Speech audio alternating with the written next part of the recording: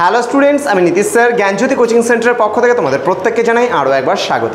তো স্টুডেন্টস, আজকে আমি তোমাদের সঙ্গে আলোচনা করব এনবিইউ যারা সিবিসিএস এর আন্ডারে বিভিন্ন কলেজগুলোতে, এখানে এনইপি ভুলবশত হয়ে গেছে, সিবিসিএস হবে। সিবিসিএস যারা 6th সেমিস্টারে রয়েছে, বিভিন্ন কলেজগুলোতে পড়াশোনা করছে নর্থ বেঙ্গল ইউনিভার্সিটি আন্ডারে, তাদের জন্য আজকে জি হিস্ট্রি থেকে অতি গুরুত্বপূর্ণ একটা টপিক নিয়ে আলোচনা করবো, সেটা হচ্ছে অষ্টপ্রধান সম্পর্কে আলোচনা। তোমাদের 3 মার্কসের জন্য খুবই গুরুত্বপূর্ণ এই অষ্টপ্রধান। যারা ব্যাক ইয়ারে 6th সেমিস্টারে রয়েছে তাদের জন্য আজকের এই ক্লাসটি, যারা রেগুলার রয়েছে তাদের, এবং 4th সেমিস্টারে যারা জি হিস্ট্রি রয়েছে তাদের জন্য কিন্তু আজকের এই ক্লাসটি।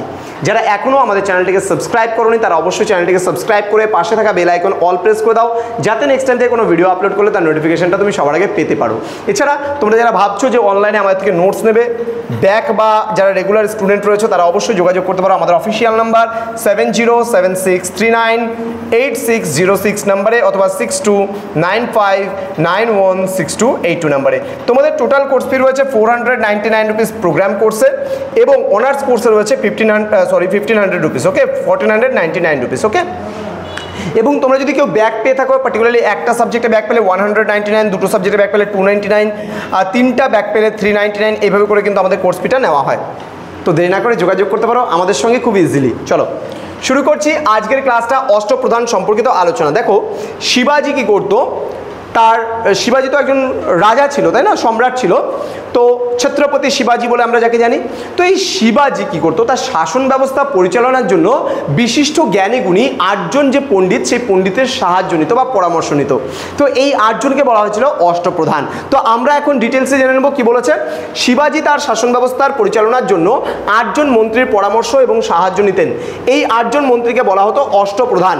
এই 8জন মন্ত্রীর নিয়োগ এবং পদচ্যুতি সবই কিন্তু রাজার উপর নির্ভর করতো। অর্থাৎ কি, যে অষ্টপ্রধান বলতে রাজা এই যে 8জন প্রধানের পরামর্শ নিতেন, কাকে কাকে নিয়োগ করবেন তিনি, এবং কাকে তিনি ছাঁটাই করবেন সেখান থেকে বা পদচ্যুত করবেন, সেটা সম্পূর্ণই কিন্তু রাজার ইচ্ছা অনিচ্ছার উপরে কিন্তু নির্ভর করত।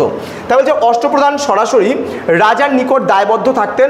অষ্টপ্রধানের নাম ছিল, আমরা বলতে পারি, 1 নম্বর পেশোয়া বা প্রধানমন্ত্রী, 2 নম্বর মজুমদার বা অমাত্য বা অর্থমন্ত্রী আমরা বলতে পারি, 3 নম্বর ওয়াকিয়ানবিশ বা মন্ত্রী, 4 নম্বর সচিব বা স্বর্ণাবিশ, 5 নম্বর দবির বা সামন্ত বা সুমন্ত আছে কোনো কোনো বইয়ে, 6 নম্বর সেনাপতি বা স্যার ই নৌবত, নেবত বা নৌবত আছে কোনো কোনো বইয়ে, পণ্ডিত রাও বা মুহতাসিব রয়েছে, এবং কাজী বা ন্যায়াধীশ বা প্রধান বিচারপতিও রয়েছে। এবার এই 8জন মন্ত্রীর কিন্তু পরামর্শ নিতেন শিবাজি।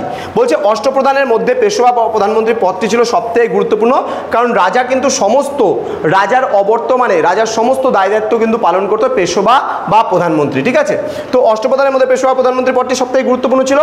রাজার অবর্তমানে তিনি দেশ শাসন করতেন, এবং বিভিন্ন দপ্তরগুলির মধ্যে সমন্বয় রক্ষা করারও তার দায়িত্ব ছিল। বিভিন্ন দপ্তর বলতে এখানে বিভিন্ন যে আরও যে সমস্ত আমরা দপ্তরগুলো দেখতে পারলাম, যে আরও বাকি যে 7টা দপ্তর আছে তাদের মধ্যে সমন্বয় সাধনও কিন্তু রক্ষা করতো কে, এখানে প্রধানমন্ত্রী বা আমরা হচ্ছে কি বললাম, পেশোয়া। তো আজকের ক্লাসটা এতটুকুই থাকছে। তোমরা অবশ্যই আমাদের ইনফরমেশন যদি জানতে চাও, আমাদের ব্যাপারে কিছু জানতে চাও, বা তোমাদের পড়াশোনা সংক্রান্ত কোনো প্রশ্ন থাকে, অবশ্যই যোগাযোগ করতে পারো আমাদের অফিসিয়াল নাম্বারে। দেখা হচ্ছে খুব তাড়াতাড়ি আরও একটা নতুন ক্লাস নিয়ে তোমাদের সঙ্গে। তোমরা প্রত্যেকেই ভালো থেকো, সুস্থ থেকো। Thank you so much, thanks for watching after all, thank you.